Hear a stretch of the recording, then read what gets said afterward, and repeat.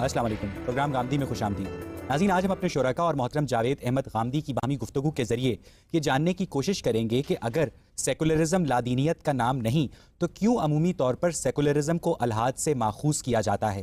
آج کی دنیا میں ایک سیکولر یا نظریاتی ریاست میں سے کون عملی طور پر اپنے شہریوں کے حقوق کی بہتر نگہداشت کر رہی ہے؟ اگر حضرت عیسیٰ، جولیس سیزر اور خدا کے حق کو جداگانہ طور پر تسلیم کرتے ہیں تو کیوں اقبال سیاست کی دین سے جدائی کو چنگیزیت سے تعبیر کرتے ہیں؟ اور پھر اسلام مسلمانوں کی تاریخ اور قرآن و حدیث کی روشنی میں اپنے مزاج میں انکلوسو ٹھہرتا ہے یا ایکسکلوسو؟ یہی بحث ہمارے آج کے پروگرام کا موضوع گفتگو ہے۔ غامدی صاحب، اسلام کا مقصد ریاست کی تعمیر ہے یا معاشرے کی، یا ریاست کے ذریعے معاشرے کی؟ اسلام کا مقصد فرد انسانی کا تزکیہ ہے، یعنی وہ میرے وجود کو پیوریفائی کرنا چاہتا ہے۔ انسان کا وجود ایک اخلاقی وجود ہے اور مذہب بنیادی طور پر اس کو پاکیزہ بنانے کے لیے آیا ہے۔ مذہب کی تعلیم کا خلاصہ یہ ہے کہ ہم سب کو ایک دن ایک پروردگار کے حضور میں پیش ہونا ہے، اور اس پیشی پر ہم سے یہ پوچھا جائے گا کہ ہم نے دنیا کی زندگی میں اپنے اس نفس کو پاکیزہ بنایا یا اسے آلودہ کیا۔ یہ مذہب کا بنیادی پیغام ہے، یہی مذہب کا بنیادی مقصد ہے۔ معاشرہ اور ریاست اس مقصد سے متعلق ہوتے ہیں، لیکن یہ بنیادی طور پر اس کا ہدف نہیں ہوتے۔ نہ معاشرہ نہ ریاست، وہ فرد کو مخاطب کرے گا، فرد کو پاکیزہ بنائے گا، فرد کے اخلاق کو بلند کرے گا، فرد کا تعلق خدا سے وابستہ کرے گا، فرد کے وہ تعلقات جو انسانوں کے حوالے سے پیدا ہوتے ہیں ان کی تطہیر اور ان کا تزکیہ کرے گا، انہیں پاکیزہ بنائے گا، انہیں پیوریفائی کرے گا۔ آپ مذہب اور ریاست کے باہمی انٹریکشن کو کس طرح دیکھتے ہیں؟ جس وقت کسی ریاست میں مسلمانوں کے پاس اقتدار ہوگا تو اس اقتدار کی 3 نوعیتیں ہو سکتی ہیں۔ مسلمانوں میں سے کچھ اشخاص ہیں جنہوں نے حکومت قائم کر لی ہے، جیسے قدیم زمانے میں مغلوں نے اپنی حکومت قائم کر لی، صفویوں نے اپنی حکومت قائم کر لی، عثمانیوں نے اپنی حکومت قائم کر لی۔ دوسری صورت یہ ہوگی کہ کوئی خاص طبقہ ہے جو مذہب اسلام سے وابستہ ہے، اس نے اپنی حکومت قائم کر لی ہے، جیسے مثال کے طور پر علماء کی حکومت ایران میں قائم ہو گئی۔ تیسری صورت یہ ہوگی کہ جمہور اپنی حکومت قائم کرے۔ اسلام ہمیں کوئی سیاسی نظام دیتا ہے؟ اسلام ہمیں چند بنیادی اصول دیتا ہے۔ وہ یہ کہتا ہے کہ مسلمانوں کا نظم اجتماعی امرہم شورا بینہم کے اصول پر قائم ہونا چاہیے، یعنی انہیں اپنے فیصلے لوگوں کی رائے سے کرنے چاہیے، اجتماعی زندگی سے متعلق، اور تمام امور میں اکثریت کی رائے کو فیصلہ کن ماننا چاہیے۔ یہ اسلام نے سیاست کے بارے میں بنیادی اصول دے دیا ہے۔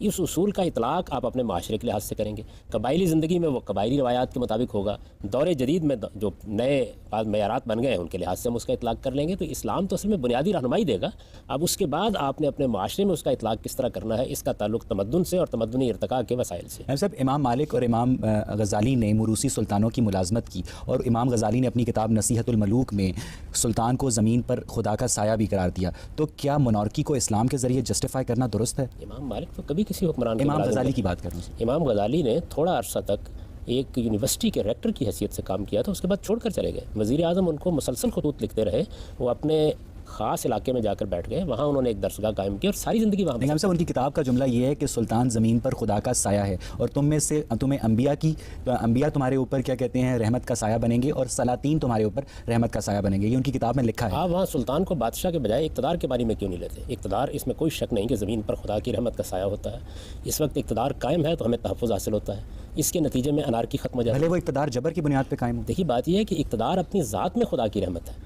جب ایک نظم حکومت قائم ہوتا ہے تو اس نظم حکومت میں لوگوں کے لیے جان، مال، آبرو کی حفاظت کا اہتمام کیا جاتا ہے۔ تو میرے نزدیک سلطان و ذل اللہ کو آپ کسی خاص سلطان یا کسی بادشاہ کے معنی میں کیوں لیتے ہیں؟ آپ اسے اقتدار کے معنی میں لیجئے۔ اقتدار خدا کی رحمت ہے، اس کی وجہ یہ ہے کہ اگر اقتدار ختم ہو جائے تو پھر انارکی پیدا ہوتی ہے۔ قرآن مجید ہمارے پاس دین کے ماخذ کی حیثیت سے موجود ہے۔ قرآن مجید بالکل واشگاف الفاظ میں یہ اعلان کر رہا ہے کہ امرہم شورا بینہم۔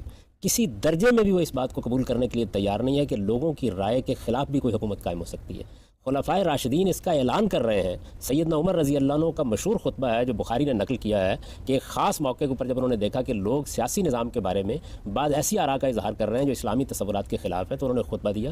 اس میں سیدنا ابوبکر صدیق رضی اللہ عنہ کے انتخاب کی حقیقت بیان کی، اور اس کے بعد یہ شاکار جملہ کہا کہ لا خلافت الا مشورۃ من المسلمین، کوئی حکومت مسلمانوں کی رائے کے خلاف قائم نہیں ہے۔ ہم سب سورہ توبہ کی 5ویں آیت کی روشنی میں آپ نے اپنی کتاب میزان میں لکھا کہ اگر مشرکین عرب کفر سے توبہ کر لیں تو ٹھیک، ورنہ صحیح مسلم کی حدیث کی روشنی میں وہ واجب القتل ہیں۔ تو ہم سب، کیا یہ بیان پیسفل کو ایگزسٹنس کے منافی نہیں؟ اس کا کوئی تعلق اصل میں اسلام کے سیاسی نظام سے ہے ہی نہیں ہے۔ یہ تو رسولوں کے بارے میں ایک خاص قانون ہے جس کا بیان کیا گیا ہے۔ اللہ کے رسول جب زمین پر آتے ہیں تو وہ اللہ تعالیٰ کی طرف سے حجت تمام کر دیتے ہیں، اس کے بعد عذاب آ جاتا ہے۔ قوم نوح پر یہ عذاب آیا، قوم سمود پر آیا، قوم عاد پر آیا، تو اس عذاب کا بیان۔ سب دلوں کا حال تو اللہ جانتا ہے۔ آپ یہ کیسے کہہ سکتے ہیں کہ مشرکین پر حق واضح ہو گیا تھا اور وہ اپنی انانیت پہ اڑے ہوئے تھے؟ یعنی آپ کیسے یہ کہہ سکتے ہیں کہ ان پہ حجت؟ میں تو نہ کہہ رہا ہوں، نہ مجھے کہنے کا حق ہے، نہ میں کسی کو یہ دینے کے لیے تیار ہوں. میں تو یہ کہہ رہا ہوں کہ اس وقت یہ خدا ہی فیصلہ صادر ہوا، تو خدا تو دلوں کے حال یعنی جانتا ہے. خدا نے آن حضور کو بتا دیا تھا کہ ان کے اوپر حق واضح ہو گیا. یہی سب سے پہلے بتایا. پورا قرآن اسی کو بتانے کے لیے نازل ہوا. جب اللہ کا رسول دنیا میں آتا ہے، اللہ کے پیغمبر کی بعثت ہوتی ہے، تو اللہ تعالیٰ براہ راست فیصلے کر رہے ہوتے ہیں، جس طرح کہ وہ اب ہماری زندگی اور موت کے فیصلے کرتے ہیں. اسی وجہ سے تو میں یہ کہتا ہوں کہ یہ رسولوں کے ساتھ خاص ایک قانون ہے. اس کا مجھ سے آپ سے کوئی تعلق نہیں، نہ یہ اسلام کے سیاسی نظام کا کوئی حصہ ہے. اس میں یہ بتایا گیا ہے کہ اللہ کے پیغمبر کی طرف سے جب حجت تمام ہو جاتی ہے تو وہ قیامت جو ہم سب کے لیے برپا ہونے والی ہے، وہ ایک قوم کے لیے اسی دنیا میں برپا ہو جاتی ہے. اسی اصول پر قوم نوح ساری کی ساری غرقاب کر دی گئی. اسی اصول کے اوپر قوم عاد برباد ہوئی. اسی اصول کے اوپر دوسری قوموں پر عذاب آیا. یہ خدا کے عذاب کا بیان ہے، یہ کسی سیاسی قانون کا بیان نہیں ہے. جی آپ پوچھیے. عقائد جب سیاست میں آتے ہیں تو وہ سروائیو نہیں کر پاتے. نہ صرف اس سے ریاست کا معاملات، جو ریاست کے جو سسٹم ہے وہ اس سے کنفلکٹ کا شکار ہوتا ہے. اگر مذہب میں کوئی سچائی ہے تو پھر وہ کس طرح کمپرومائز کر کے سروائیو کر پائے گی؟ مذہب کی سچائی سروائیو نہیں کرے گی جہاں پہ سیاست کے کمپرومائزز ہوں گے. دیکھیے، عقائد کا سیاست سے کوئی تعلق ہی نہیں ہے. میں مسلمان ہوں، میں خدا کو مانتا ہوں، میں آخرت کو مانتا ہوں. یہ میرا اعلان ہے اور میں اس کو دلائل کے ساتھ پیش کرتا ہوں. دلائل کے ساتھ پیش کرنے کا حق رکھتا ہوں. دوسرے کو حق حاصل ہے کہ وہ میری بات نہ مانے. مجھے جو تعلیم دی گئی ہے ایک دائی کی حیثیت سے، وہی ہے کہ انما انت مذکر لست علیہم بمسیطر. تم نصیحت کرنے والے ہو، تمہارا کام یہ ہے کہ لوگوں کو صحیح بات بتا دو. تم کوئی داروغہ بنا کر نہیں بھیجے گئے. تو عقائد تو کبھی زیر بحث ہی نہیں آتے. جو چیز زیر بحث آتی ہے وہ قانون ہے، اور قانون اکثریت کو اپنے نقطہ نظر سے بنانے کا حق حاصل ہے. گویا سیاست کو مذہب سے علیحدہ کر دینا چاہیے.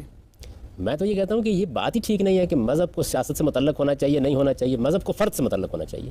یعنی انسان مذہب کو قبول کرتا ہے، انسان مذہب کو رد کرتا ہے. مذہب ذاتی معاملہ ہے جو کہ سیکولرزم کا ایک بنیادی پوائنٹ ہے. اگر مذہب میں مجھے کوئی اجتماعی زندگی کے متعلق حکم دیا گیا ہے تو وہ اجتماعی زندگی میں ظہور پذیر ہو جائے گا. اگر انفرادی زندگی سے متعلق احکام دیے گئے تو انفرادی زندگی میں ظہور پذیر ہوں گے. مثال کے طور پر اگر مجھے یہ بتایا گیا ہے کہ فلاں فلاں جرائم کی سزائیں اللہ کے قانون کے مطابق دی جائیں گی، تو جب ہم مسلمان بیٹھیں گے قانون بنائیں گے تو یہ قانون خود بخود روبہ عمل ہو جائے گا. یعنی اکثریت کی حکومت یہی اسلام کا منشا ہے، اور یہی اس وقت دنیا ترقی کر کے اخذ کر سکی. نائب صاحب، جامعہ ازہر کے جو علماء تھے انہوں نے مصر میں انور سادات کی ٹوٹالیٹیرین رجیم کو سپورٹ کیا، اور اس کے بدلے میں انور سادات نے مصر میں اسلام کو سرکاری سطح پر اڈاپٹ کیا. تو کیا ریاست اور مذہب کا یہ گٹھ جوڑ صرف باہمی مفادات کے تحفظ کے لیے ہوتا ہے؟ یہ ریاست اور مذہب کا نہیں، ریاست اور علماء کا گٹھ جوڑ ہے، اور یہ دو بالکل الگ الگ. یہ تاریخ میں ہمیشہ ہوتا ہے نائب صاحب. ایسا ہو سکتا ہے کہ کچھ علماء ریاست کے ساتھ گٹھ جوڑ کریں، ایسا بھی ہو سکتا ہے کہ کچھ علماء ریاست میں اگر کوئی غلط کام ہو رہا ہے تو اس کے اوپر تنقید کریں. ہماری تاریخ میں دونوں طرح کی مثالیں ہیں. آپ ابو حنیفہ رحمۃ اللہ علیہ کو دیکھیے، امام مالک کو دیکھیے، آپ امام احمد بن حنبل کو دیکھیے. تو ریاست کے ساتھ ان کی کشمکش رہی، کوئی عہدہ قبول کرنے کے لیے تیار نہیں ہوئے، مسلسل اپنی دعوت دیتے رہے اور اپنا پیغام پہنچاتے رہے. کسی درجے میں کسی غلط فتوے پر دستخط کرنے کے لیے تیار نہیں ہوئے. دونوں طرح کی روایات موجود ہیں. آپ انسانوں کو انسان سمجھیے، علماء کو بھی انسان سمجھیے. ان میں وہ بھی ہوتے ہیں کہ جو اپنے حق کو پیش کرتے ہیں اور اس کی بنیاد کے اوپر عزیمت کے ساتھ کھڑے رہتے ہیں. وہ بھی ہوتے ہیں کہ جو مصالحت کا رویہ اختیار کر لیتے ہیں. دونوں طرح کے لوگ ہمیشہ رہے ہیں. اس زمانے میں بھی اس طرح کے لوگ آپ کو مل جائیں گے. نائب صاحب، بات یہ ہے کہ اگر اسلام ایک پرامن مذہب ہے تو کیوں ہمیشہ تاریخ میں مسلمان دوسرے ممالک پہ پری ایمپٹیو اسٹرائک کر کے انہیں دو آپشنز دیتے تھے، یا جنگ کر لو یا یا اسلام قبول کر لو. اور جنگ کو ہارنے کی صورت میں انہیں ذمہ بن کر جزیہ دینا پڑتا تھا. روم، ایران، عراق، شام، ہندوستان، ہر جگہ مسلمانوں نے پری ایمپٹیو اسٹرائک کیوں کی؟ میرا تو خیال یہ ہے کہ تاریخی طور پر بھی بات ٹھیک نہیں ہے. اس کے دو حصے ہیں. ایک حصہ وہ ہے جس کی طرف میں پہلے اشارہ کر چکا، جس میں رسالت میں آپ صلی اللہ علیہ وسلم آپ کے صحابہ نے خدا کے قانون کو نافذ کیا ہے، اور وہ خدا کا قانون رسولوں سے متعلق ہے.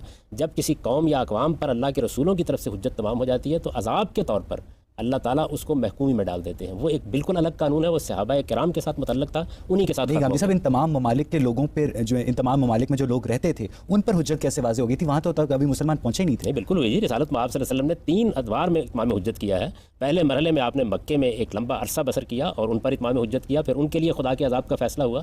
پھر اس کے بعد یثرب میں تشریف لائے، وہاں اہل کتاب پر اتمام حجت کیا. پھر ان کے لیے عذاب کا فیصلہ صادر ہوا، اور اپنے آخری سال میں ان تمام حکمرانوں کو خطوط لکھ کے ان کے اوپر اللہ کی حجت تمام کی. ان کو موقع دیا کہ وہ کوئی بات کرنا چاہتے ہیں کر لیں. اس کے بعد یہ فیصلہ کیا گیا کہ ان کے اوپر یعنی آپ نے ایک حکمران کو خط لکھ دیا تو حجت واضح ہو گئی ہے. اس لیے حجت واضح ہو گئی کہ اس سے پیچھے اصل میں پیغمبر کی پوری تاریخ موجود تھی. غامدی صاحب، اس تاریخ سے وہ حکمران تو واقف نہیں تھے؟ پوری طرح واقف تھے. آپ اس زمانے کی تاریخ پڑھیے، وہ زیر بحث تھے.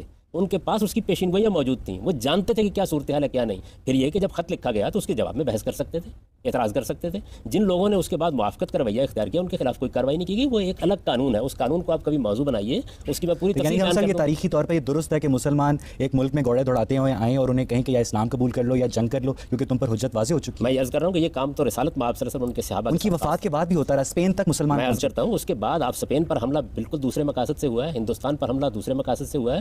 ہندوستان ہندوستان پر حملے کا باعث تو یہ چیز بنی کہ راجہ داہر نے بہت سی عورتوں کو اغوا کر لیا, ان کو چھڑانے کے لیے بار بار کہا گیا, جب وہ اس کے لیے راضی نہیں ہوا تب مسلمان ماڈرن ہسٹورینز اس کو صرف فسانہ قرار دیتے ہیں, اس کا کوئی ٹھوس ہمیں کیا کہتے ہیں شواہد نہیں مل سکے اس کے. دیکھیے بات یہ ہے کہ مسلمانوں کی تاریخ میں تو یہی بات لکھی ہوئی ہے نا, اگر دوسرے ہسٹورینز کو اور وجہ دریافت کر لی ہے تو اس پر بھی امپیریلزم. اچھا فرض کر لیے یہی بات ہے, تو اس کی کوئی ذمہ داری تو صحابہ کرام پر اس پر عائد نہیں ہوتی, وہ زمانہ مسلمانوں پر تو ہوتی ہے نا سر. مسلمانوں نے تو محمود غزنوی کے حملے بھی کیے ہیں, احمد شاہ درانی کے حملے بھی کیے ہیں, دوسرے لوگوں کے حملے بھی کیے ہیں, اس کی اسلام پر کیا ذمہ داری عائد ہوئی؟ مسلمان آج جو کچھ کرتے ہیں اس کی اسلام پر کیا ذمہ داری عائد ہوتی ہے؟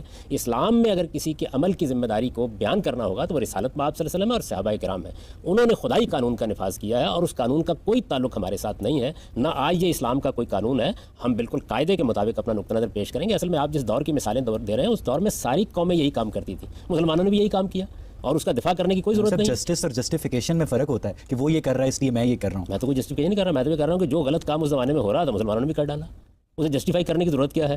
جو کام صحابہ کرام نے کیا ہے وہ ایک خدائی قانون کے مطابق کیا ہے, اس کی مجھے وجہ بھی آپ کو بتانی ہے اور اس کو قرآن نے خود بیان کر دیا ہے. اس کے بعد مسلمانوں کی ایک بڑی طاقت قائم ہو گئی, مسلمانوں نے ایک سپر پاور کی حیثیت اختیار کر لی, اور آپ جانتے ہیں کہ سپر پاورز کو اخلاقی حدود کا پابند رکھنا بہت مشکل کام ہوتا ہے. اس میں جائز حملے بھی ہوئے, اس میں ناجائز حملے بھی ہوئے. سر میرا سوال معاشرے اور مذہب کے تعلق کے بارے میں ہے کہ اگر آپ معاشرے کا مذہب کا تعلق صرف فرد سے رکھتے اور معاشرے سے نہیں رکھتے تو کیا اس سے اسلام صحیح طور پر اطلاق اس کا ہو سکتا ہے؟ پہلی بات. اور دوسری بات یہ کہ اگر ایک ایسے معاشرے میں بہت سارے مذاہب کے لوگ رہ رہے ہیں تو وہاں کانسٹیٹیوشن, لیجسلیشن اور عدالتی نظام, اور نہ صرف یہ بلکہ معاشرتی استحکام کی آپ کس طرح ضمانت دیتے ہیں اور کس بیسس پر آپ وہاں پر کانسٹیٹیوشن اور لیجسلیشن کریں گے؟ جی فرد سے مذہب متعلق ہوگا, مذہب فرد سے متعلق ہو کر اس سے کیا مطالبہ کرتا ہے. اگر مذہب مطالبہ کرتا ہے انفرادی حیثیت سے تو وہ پورا کیا جائے گا, آئلی حیثیت سے مطالبہ کرتا ہے تو وہ پورا کیا جائے گا. اگر مجھے حکمرانی حاصل ہو گئی اور اسلام نے حکمران کی حیثیت سے مجھ سے کوئی مطالبات کیے ہیں تو وہ میں پورے کروں گا. اصل میں سوسائٹی سے فرد نے متعلق ہونا ہے. مذہب نے کیا حکم دیا ہے اس آدمی کو جس نے مذہب قبول کیا ہے. اگر فرض کیجئے کہ ایک قوم کے اندر ایک بہت بڑی اکثریت مسیحیوں کی ہے تو مسیحی نقطہ نظر کا ظہور ہو جائے گا معاشرے میں, اور اگر بہت بڑی اکثریت مسلمانوں کی ہے تو اس کا ظہور ہو جائے گا. میں تو اس لیے بار بار یہ توجہ دلا رہا ہوں کہ پہلے آپ فیصلہ کر لیجئے کہ آپ کو مذہب کو جمہوری طریقے سے سوسائٹی تک پہنچانا ہے یا آپ کو مذہب کو کسی بادشاہ کی حیثیت سے سوسائٹی تک پہنچانا ہے. یعنی اگر تو آپ بادشاہ ہیں تو پھر ظاہر بات ہے کہ جب آپ نے ایک استبدادی حکومت قائم کر لی ہے تو جو آپ کا جی چاہے کریں, میں کیا کر سکتا ہوں. لیکن اگر سوسائٹی نے جمہوری طریقے سے فیصلے کر رہے ہیں تو پھر جمہوریت میں تو میں ایک رائے قائم کروں گا, یہ رائے 10,000 افراد نے قائم کر لی, یہ ایک بہت بڑی اکثریت نے قائم کر لی, اس کا قانون میں معاشرے میں ظہور ہو جائے گا. اگر میرے ہاں کوئی کمزوری ہے تو وہ کمزوری سوسائٹی تک پہنچ جائے گی. پہلے فیصلہ کیجئے کہ آپ کو سوسائٹی سے متعلق ہونا کس اصول پر ہے, جمہوری اصول پر یا ملوکیت کے اصول پر. اگر ایک مخلوط معاشرہ قائم ہے, بہرحال جو کانسٹیٹیوشن اور لیجسلیشن کی بیسس کوئی مذہب ہوتی ہے, تو آپ بہت سارے جہاں پر مذاہب کے لوگ رہ رہے ہیں کیسے یقین بنائیں گے, ایون کہ اسلام کے اندر بھی بہت سارے فرقے ہیں جن میں بہت سارے مسائل کا فرق ہے, تو آپ کیسے یقین بنائیں گے کہ ایک عدالتی نظام جو اور صحیح طرح سے وہ کام کرتا رہے گا اور معاشرے کا استحکام جو ہے مجروح نہیں ہوگا؟ ہم پارلیمنٹ قائم کریں گے, اکثریت کی بنیاد پہ قانون سازی کریں گے, کانسٹیٹیوشن کو ایک جمہوری کانسٹیٹیوشن کے طور پر بنائیں گے جس میں اکثریت کی رائے فیصلہ کن ہو اور لوگوں کو آزادی حاصل ہو کہ وہ اپنی بات کہہ سکیں, اپنا نقطہ نظر بیان کر سکیں. اس سے کس کو اختلاف ہے؟ رائے کرم بتا دیجیے. ابھی صاحب 20ویں صدی سے قبل مسلمان علماء کو کبھی کیوں کوئی پارلیمنٹ قائم کرنے کا خیال نہیں آیا؟ دیکھیے پارلیمنٹ کا قیام خود تمدنی ارتقاء کے نتیجے میں ہوا ہے. یعنی کچھ چیزیں ایسی ہیں کہ جن کو آپ آج کہتے رہیں, جب تک تمدن کچھ کروٹیں لے کر اس جگہ نہیں پہنچتا لوگ نہیں مانتے. میں نے ایک پچھلے پروگرام میں آپ کو مثال دی تھی کہ اللہ تعالیٰ نے جس وقت سمع النبی کے ذریعے سے بنی اسرائیل نے مطالبہ کیا بادشاہت کا, تو بادشاہت کی شدید مذمت کی, اس کے مائب بیان کیے, بتایا اس میں کیا عیوب ہے. اس سب کچھ کے باوجود بنی اسرائیل بادشاہت پر اصرار کرتے رہے.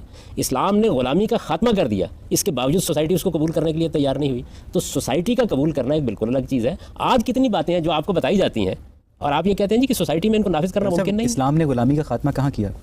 قرآن مجید نے. کس جگہ سے؟ قرآن مجید نے سورہ محمد نے اور سورہ نور نے خاتمہ کر دیا اس کا. غلام بننے پر پابندی لگا دی, موجود غلاموں کے لیے آزادی کی راہ کھول دی. جنگوں میں لوگوں کو جنگی قیدی کے طور پر پکڑ کر غلام بنا لیا جاتا تھا. پہلی جنگ جب جنگ بدر پیش آنے کا موقع آیا تو قرآن مجید نے سورہ محمد میں بتایا کہ جنگی قیدیوں کے بارے میں اسلام کا قانون یہ ہے کہ اما منم بعد و اما فدا, یا ان کو فدیہ لے کے رہا کر دیا جائے گا یا ان کو احسان کے طور پر رہا کر دیا جائے گا. اس آیت نے غلام بنانے کا ہمیشہ کے لیے خاتمہ کر دیا. سورہ نور میں آیت مکاتبت نازل ہوئی اور اس نے یہ بتایا کہ جو موجود غلام ہیں ان کو موقع دیا جائے, ان کو مہلت دی جائے, ان کے لیے ایک مدت مقرر کر دی جائے اور ان سے ایک معاہدہ کر دیا جائے تاکہ وہ آہستہ آہستہ آزاد ہو کر اپنے آپ کو اپنے پاؤں پر اکثر ایک سیکولر ریاست میں تمام شہری برابر ہوتے ہیں, وہاں کوئی غلام یا آقا نہیں ہوتا. لیکن گاندھی صاحب حضرت عمر کے دور میں صرف مدینہ کے اندر 1,29,000 غلام تھے. تو خیر بڑی مبالغہ آمیز بات ہے, شاید اتنی آبادی بھی نہیں تھی. اب اس میں کوئی شک نہیں کہ ہزاروں کی تعداد میں غلام موجود تھے, لیکن یہ حضرت عمر نے پیدا کیے تھے.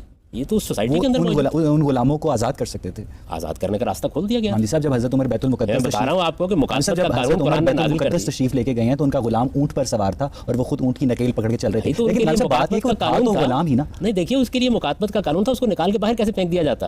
آپ یہ سمجھ نہیں رہے کہ غلامی کیا چیز تھی.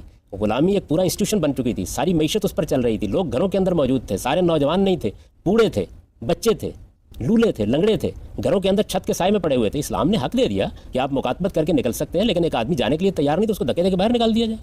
یعنی اسلام نے یہ طریقہ نہیں اختیار کیا جو احمقانہ طریقہ ہماری جدید دنیا میں بعض موقعوں پر اختیار کیا گیا. اس نے کیا ایک طرف سے غلام بننے پر پابندی لگا دی, دوسری طرف سے جو غلام موجود تھے ان کے ہاتھ میں پروانہ آزادی پکڑا دیا تاکہ وہ آہستہ آہستہ اپنے پاؤں پر کھڑے ہوں. اگر یہ کام کیا جاتا جو آپ کہتے ہیں تو لوگ بکمنگے ہو جاتے, کنگال ہو جاتے, ان کے پاس سوائے اس کے کہ وہ اپنا جسم بیچیں اس کے علاوہ کوئی راستہ نہ رہتا اگر وہ عورتیں ہوتی. تو اسلام نے تو نہایت حکیمانہ طریقہ اختیار کیا, لیکن اس حکیمانہ طریقے کو دنیا ماننے کے لیے آپ کی رائے میں اسلام نے غلامی کا خاتمہ کر دیا؟ جی بڑے حکیمانہ طریقے سے, اس احمقانہ طریقے سے نہیں کیا کہ ایک دن کہا جاتا کہ سب کو اٹھا کے باہر پھینک دیا جائے. ایک طرف بننے پر پابندی لگائی اور دوسری جانب جو لوگ آزادی چاہتے تھے یا اپنے آپ کو اپنے پاؤں پر کھڑا کر سکتے تھے ان کے لیے مکاتبت کا قانون بنا دیا. اس کا بھی مطالعہ کریں وہ کتنی غیر معمولی بات ہے. اس کے باوجود بہرحال جو لوگ نہیں اس کو اختیار کریں گے وہ رہیں گے تاکہ آہستہ آہستہ وہ سوسائٹی کا حصہ بن سکے, جذب ہو سکے. اس زمانے میں جب آپ سے کہا جاتا ہے سود ممنوع ہے, آپ سب لوگ یہ کہتے ہیں کہ دیکھیے جی ایک دن میں ختم نہ کیجیے, آپ پہلے ادارے وجود میں لائیے پھر آہستہ آہستہ اس کا خاتمہ کیجیے. یہی کام ماضی میں ہم نے کیا تو آپ یہ کہتے ہیں کہ اسلام نے غلامی کو سند جواز دے دی. آپ نے اکثریت کا پیمانہ بتا دیا کہ اکثریت ہے جو ڈٹرمن کرے گی کہ کس قسم کا قانون بنے گا. اگر اکثریت مسلمان ہے تو مسلم اسٹیٹ بن جائے گی, اگر کرسچن ہے تو کرسچن اسٹیٹ بن جائے گی. لیکن ہم نے کبھی بھی نہیں سنا کہ کوئی کرسچن ریپبلک آف فرانس یا کرسچن ریپبلک آف انگلینڈ کوئی ایسی وجود میں رکھتی ہے, وہ نہیں ہے. اور ایون انہوں نے جو ریلیجیس ٹیچنگز ہیں وہ سائنس کے نام پہ پڑھانے پہ بھی پابندی لگائی ہوئی ہے. ٹھیک ہے, وہ تو مکمل طور پہ مذہب کو انہوں نے سائیڈ لائن کیا ہوا ہے. اور جمہوریت اور اس کے بعد جو پارلیمنٹ اور اس قسم کے جتنے بھی انسٹیٹیوشن ہم نے ادھار لیے ان سے, وہ سارے کے سارے سیکولرزم پہ بیس کر رہے ہیں. تو کس طرح آپ ایکویٹ کرتے ہیں انڈیویجول لائف کو؟ ایک دم آپ کہتے ہیں کہ میجورٹی میں بھی اگر مسلمان ہیں تو وہ مسلم اسٹیٹ بنا دیں, کس طرح بنے گی؟ وہ بھی ایک بحث حماقت ہے. اس کی وجہ یہ ہے کہ کرسچینٹی اگر اپنا ظہور کرے گی تو کرے. کرسچینٹی کے پاس تو کوئی قانون ہے ہی نہیں. آپ کرسچینٹی کی تاریخ پڑھیے کیا ہے. قانون تورات میں تھا, انہوں نے قانون بنایا کرسچینٹی کی بنیاد. وہ تورات کا جو قانون تھا اس کو تو سینٹ پال نے ختم کر دیا. انہوں نے کہا شریعت صرف بنی اسرائیل کی تھی تو قانون ختم ہو گیا. اب اس کے بعد صرف آپ کو مسیحی رہنا ہے. کتنی ریاستیں ہیں کہ جو اپنا مذہب مسیحی قرار دیتی ہیں بلکہ اپنے مذہب کے علمبردار کی حیثیت سے اپنے آپ کو پیش کرتی ہیں. وہاں اس لیے آپ کو اس کا ظہور نظر نہیں آتا پارلیمنٹ یا قانون میں, کہ ان کا قانون ہے ہی نہیں. ہمارے پاس جو قرآن مجید میں قانون ہے اس میں بعض چیزیں ریاست کے بارے میں قانون کے طور پر دی گئی ہیں. اس لیے جب ہماری ریاست بنے گی تو فطری طور پر اس قانون کا ظہور ہو جائے گا. میرا سوال آپ سے یہ ہے, دو سوال ہیں بنیادی طور پر, کہ الوہی بصیرت کا قانون جس کی آپ بات کر رہے ہیں وہ فیل کیوں ہو رہا ہے بار بار؟ ہم دیکھتے ہیں کہ سیکولر اسٹیٹس جو ہیں they are progressing leaps and bounds, وہ ترقی کرتی جا رہی ہیں, اور جو کہ الوہی بصیرت کے قانون کو مان رہی ہیں وہ تنزلی کی جانب گامزن ہے. پہلا سوال تو یہ ہے. دوسرا سوال یہ ہے, کر لیجیے, چلو اس میں یاد بھی رہتا ہے, آپ دوسرا سوال بعد میں کر لیجیے گا. وہ کون سی اسٹیٹ ہے ذرا بتائیے کہ جو الوہی بصیرت پر مبنی ہے؟ یعنی جمہوریت جس کو اسلام نے قائم کرنا چاہا, امرہم شورا بینہم کا جو اصول قائم کیا, خلفائے راشدین نے جو جمہوری روایات قائم کی جو آج بھی پوری دنیا کے لیے ایک مثال ہے, وہ کس نے اپنا رکھی ہوئی ہیں؟ یعنی اس وقت صورتحال یہ نہیں ہے کہ ایک طرف ایک انسانی بصیرت پر مبنی نظام ہے اور دوسری طرف خدائی بصیرت پر مبنی نظام ہے. خدائی بصیرت پر مبنی نظام کو تو کبھی مسلمانوں نے قبول ہی نہیں کیا, نہ کسی جگہ وہ نظر آ رہا ہے. میں تو یہ عرض کر رہا ہوں کہ آپ نہ اس طرف جائیے نہ اس طرف جائیے, آپ لوگوں کے اوپر اعتماد کیجیے اور ایک جمہوری معاشرے کو قائم ہونے دیجیے. لوگوں کی جو بصیرت ہے, جو شعور ہے, جو تجربہ ہے, اور اگر وہ مسلمان ہے تو ان کے پاس جو خدائی ہدایت ہے یہ سب خود بخود ایک حسین امتزاج کے ساتھ سامنے آ جائے گی. اصل میں پاکستان کے بانی یہ چاہتے تھے, وہ یہ چاہتے تھے کہ ہم ایک ایسا معاشرہ قائم کریں جس میں لوگ آزادی سے ایک دوسرے کی رائے سنیں, ڈائلاگ اور مکالمے کی فضا ہو اور جمہوری بنیاد پر فیصلے کیے جائیں. ہم نے یہ قائم نہیں کیا اور ہم اس بحث میں پڑ گئے کہ لادینی اور لاطینی کس پیچ میں الجھا دوں. غامدی صاحب دوسری بات یہ ہے کہ انسانی شعور نے اب جو ارتقاء کے بعد سیکولرزم تک وہ پہنچا ہے. اگر آپ دنیا میں دیکھیں تو میجورٹی جو ہے وہ سیکولر اسٹیٹس کی شاید آپ کو نظر آئے.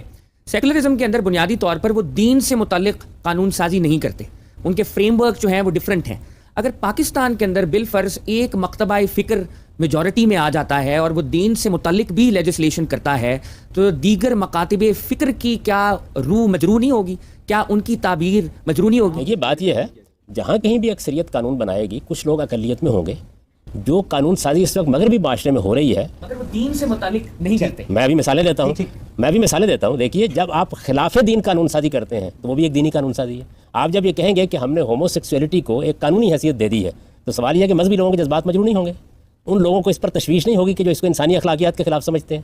قانون سازی جب بھی اکثریت کی بنیاد پر ہوگی, کسی بنیاد کو آپ قائم کریں گے نا, وہ بنیاد یا تو مذہب ہوگا یا رواج ہوگا یا رسم ہوگی یا آپ کا کوئی استخراج ہوگا, آپ کا کوئی سائنسی عقیدہ ہوگا. اس کے بغیر قانون سازی ہو کیسے سکتی ہے؟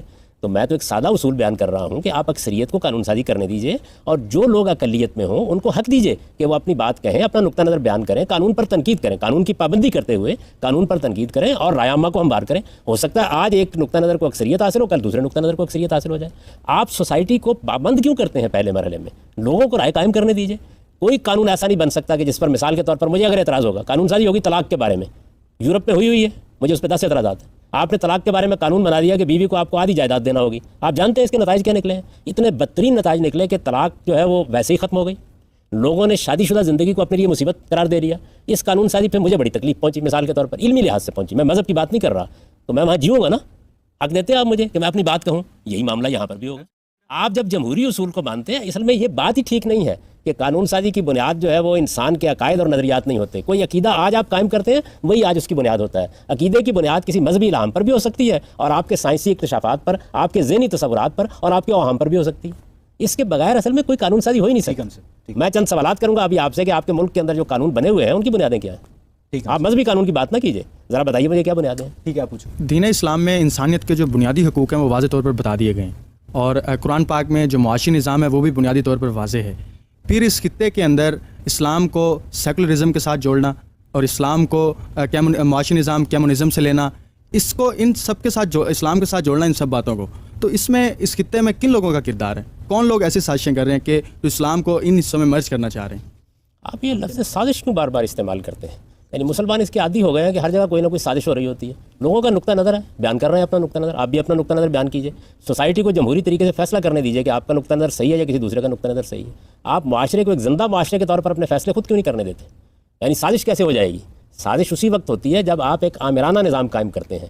آپ جمہوریت کو چلنے دیں, آپ یہاں جمہوری فیصلے ہونے دیں, جمہوری فضا میں لوگوں کو مکالمہ کرنے دیں. میں آپ کو اطمینان دلاتا ہوں کہ انسان کی فطرت اپنی ذات میں اور اجتماعی معاملات میں ہمیشہ درست فیصلے کرتی ہے. اسے کرنے تو دیں ایک بار. ہم تو یہ کرنے کا موقع نہیں دیتے انسانوں کو. پہلے مرحلے میں چند غلطیاں ہوں گی, دنیا کے ہر جمہوری معاشرے میں ہوئی ہیں. اس کے بعد پے در پے انتخابات کا عمل خود اس کی اصلاح کرتا چلا جائے گا. غامدین صاحب, آپ نے کہا ہے کہ مذہب کا سوسائٹی اور اسٹیٹ کے ساتھ کوئی تعلق نہیں ہوتا, فرد کے ساتھ ہوتا ہے. اور جمہوریت میں فرد کی پوری زندگی کو اسٹیٹ اور سوسائٹی گھیرے ہوئے ہے. سوسائٹی اور اسٹیٹ خود افراد پہ مشتمل ہے جو ان کی زندگیوں کے فیصلے کرتی ہے. کیا آپ واضح کریں گے کہ مذہب کا فرد کے ساتھ کس طرح کا تعلق ہے؟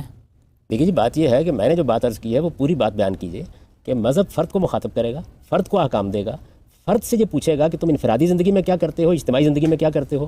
فرد مسلمان ہے تو اس کا ظہور اجتماعی زندگی میں بھی ہو جائے گا, اور اگر مسلمانوں کی اکثریت ہوگی اور وہ اسلام کا صحیح تصور رکھتے ہوں گے تو وہ مسائل پیدا نہیں ہوں گے جو آپ نے پیدا کر دیے ہیں, اور اگر نہیں ہوگا تو مسائل پیدا ہو جائیں گے. یعنی میں تو جو بات کہہ رہا ہوں وہ بات یہ نہیں ہے کہ آپ اصل میں کرتے کیا ہیں. کرتے یہ ہے کہ جو پہلے سے موجود تصورات ہیں نا, کہ یا تو مجھے مذہب کی کسی خاص تعبیر کو ایک قانون کی حیثیت سے مسلط کر دینا ہے, اور یا یہ ہے کہ اس کا انکار کر دینا ہے. یعنی یا ادھر چلے جانا ہے یا ادھر چلے جانا ہے. میں یہ کہتا ہوں کہیں بھی نہ جائیے. آپ فرد کو اپنے عقیدے, اپنے نقطہ نظر کے مطابق زندگی بسر کرنے دیجیے. صاحب, آپ نے اپنی تحریروں میں یہ بھی لکھا ہے کہ ریاست کو نماز اور زکوٰۃ کے علاوہ کوئی بھی حکم ریاستی طاقت سے نافذ کرنے کا اختیار حاصل نہیں. دوسری طرف ہمیں لا اکراہ فی الدین کا حکم بھی ملتا ہے. تو آپ ان دونوں باتوں کو کس طرح ریکنسائل کریں گے؟ دیکھیے, لا اکراہ فی الدین کا مطلب تو یہ ہے کہ اللہ تعالیٰ نے اس دنیا کے اندر کسی انسان کو بالجبر کسی دین کا پابند نہیں کیا. ٹھیک, جب اللہ تعالیٰ نے یہ کام نہیں کیا تو مجھ کو بھی حق نہیں ہے کہ میں کسی کو بالجبر پابند کروں.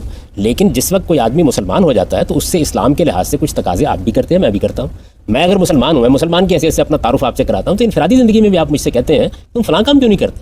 تو دیکھیے, ایک ہے میرے ایک چیز کو قبول کرنے کے بعد مجھ سے کیے جانے والے تقاضے, اور ایک یہ ہے کہ غیر مسلم سے کہا جائے کہ نماز پڑھو. یعنی گاندھی صاحب, ایک ریاست کو یہ حق حاصل ہے کہ وہ اپنے مسلمان شہریوں کو ڈنڈے کے زور پہ نماز پڑھائے؟ نہیں, دیکھیے یہ بات کی غلط تعبیر ہے. اصل میں یوں بات ہے کہ جہاں تک زکوٰۃ کا تعلق ہے وہ اسلام کا ایک قانون ہے, پبلک لا کی حیثیت رکھتا ہے. ریاست وہ زکوٰۃ وصول کرے گی.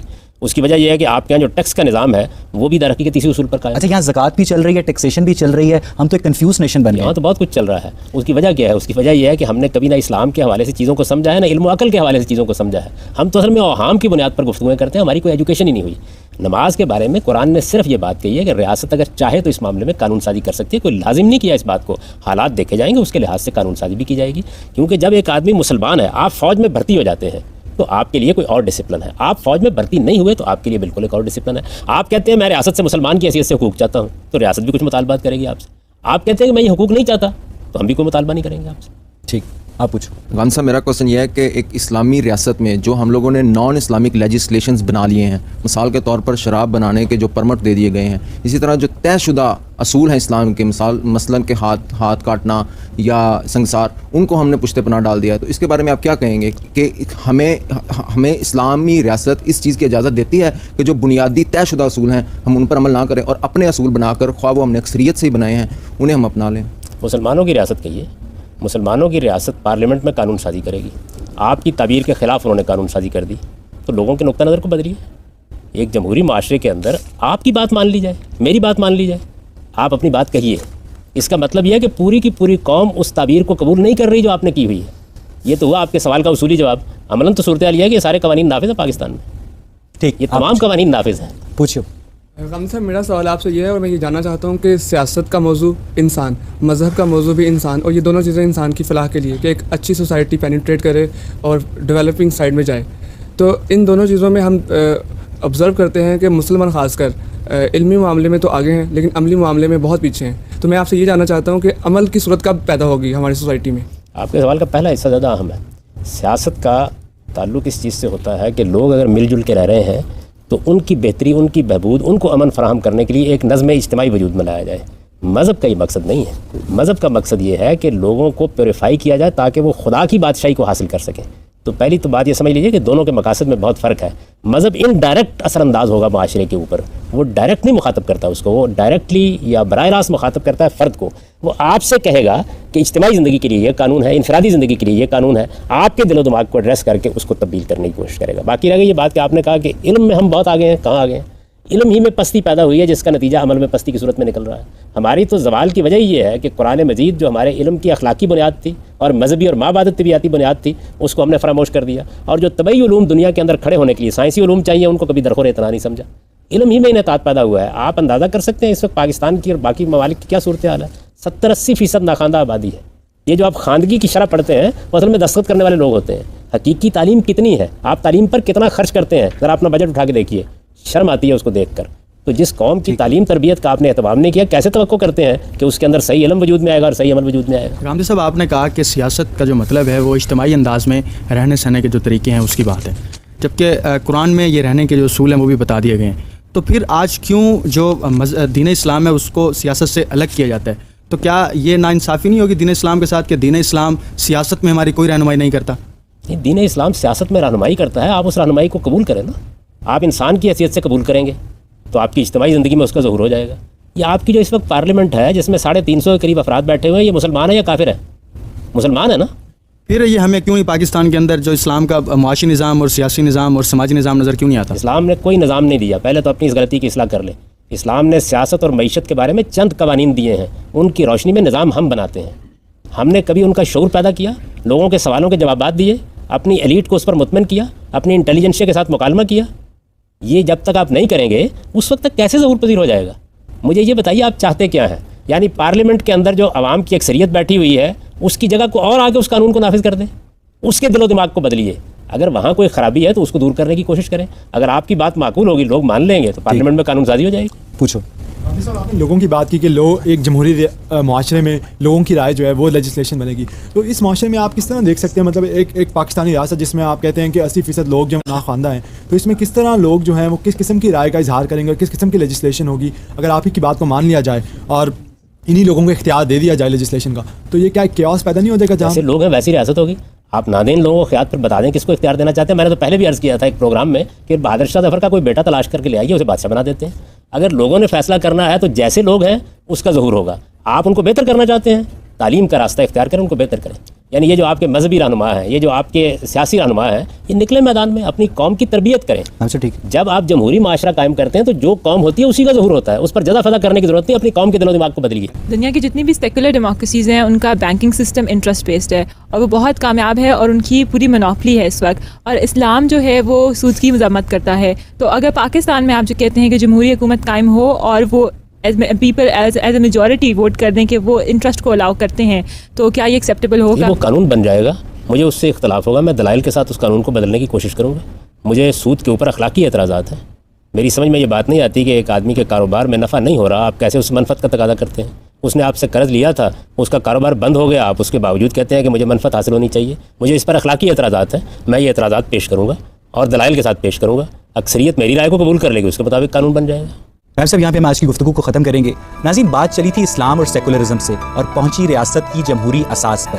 اب بات یہ ہے کہ ریاست چاہے مذہبی ہو یا سیکولر, اگر وہ اپنے شہریوں کو ان کے حقوق یکساں طور پر مہیا نہیں کرتی تو وہ اپنے وجود کا جواز کھو بیٹھتی ہے. اس میں بسنے والی قوم میں خوف اتنا بڑھ جاتا ہے کہ شاخ گل کا سایہ بھی سانپ بن کر ڈرانے لگتا ہے. ریاست کی نظریاتی یا سیکولر اساس اگر اس کے شہریوں کی بھوک اور پیاس کا مداوا نہیں کرتی تو نظریے پہ بحث کرنے سے بہتر ہے کہ اعمال پہ نظر ثانی کی جائے. اس کے ساتھ ہی اپنے میزبان اویس اقبال اور پروگرام غامدی کی پوری ٹیم کو اجازت دیجیے. خدا حافظ.